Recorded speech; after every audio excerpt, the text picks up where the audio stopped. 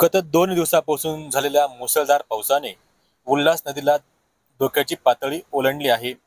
राहते येथील उल्हास नदीच्या पुलावर पाणी आल्याने कल्याण अहिल्यानगर महामार्गावरील वाहतूक बंद करून ती टिटवाळा मार्गे वळवण्यात आली आहे। त्यामुळे या मार्गाने प्रवास करणाऱ्या नागरिकांनी काहीसा त्रास सहन करावा लागत आहे।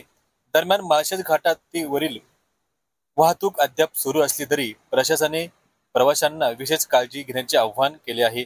घाटामध्ये कोणीही थांबू नका, कारण मुसळधार पावसाने दरड कोसळण्याची शक्यता वर्तवली आहे। सध्या घाटात पावसाचा जोर कायम असून स्थानिक प्रशासन व आपत्कालीन व्यवस्थापक सतत परिस्थितीवर लक्ष ठेवून आहे। नागरिकांनी अनावश्यक या मार्गाचा प्रवास टाळावा असे आवाहन प्रशासनाने केले आहे। कालपासून कल्याण तालुक्यामध्ये मुसळधार पाऊस सुरू आहे। काल दिवस आणि रात्रीमध्ये मिळून एकूण 74 मिलीमीटर पाऊस झालेला आहे आणि आज सकाळी 7 वाजल्यापासून 6 वाजेपर्यंत पुन्हा 70 मिलीमीटर इतका पाऊस झालेला आहे।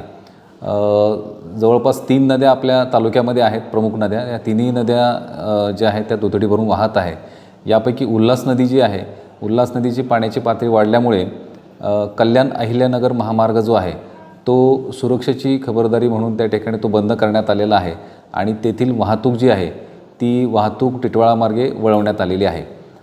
या व्यतिरिक्त आपल्या शहरामध्ये अनेक ठिकाणी पुराचे पाणी जे आहे ते घरामध्ये घुसलेले आहे आणि त्या अनुषंगाने आम्ही जवळपास 84 कुटुंबांना महानगरपालिकेच्या वतीने सुरक्षित ठिकाणी त्यांना स्थलांतरित केलेलं आहे आणि महानगरपालिकेच्या वतीने त्या ठिकाणी त्यांची व्यवस्था करण्यात आलेली आहे।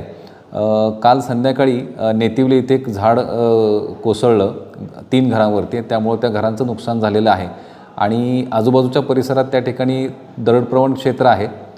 त्यामुळं आजूबाजूच्या परिसरातील जवळपास 20 ते 25 कुटुंबांमधील 120 नागरिकांचं आपण प्रबोधनकार ठाकरे जे KDMCचं शाळा आहे त्या ठिकाणी त्यांना आपण स्थलांतरित केलेलं आहे, जेणेकरून येणारे जे 2-3 दिवस अतिवृष्टीचे आहे त्या ठिकाणी त्यांना कुठल्याही प्रकारचा धोका पोचू नये या अनुषंगानं महसूल विभाग, पोलीस विभाग आणि महानगरपालिका संयुक्तरित्या आम्ही कार्यरत आहोत आणि कुठल्याही प्रकारे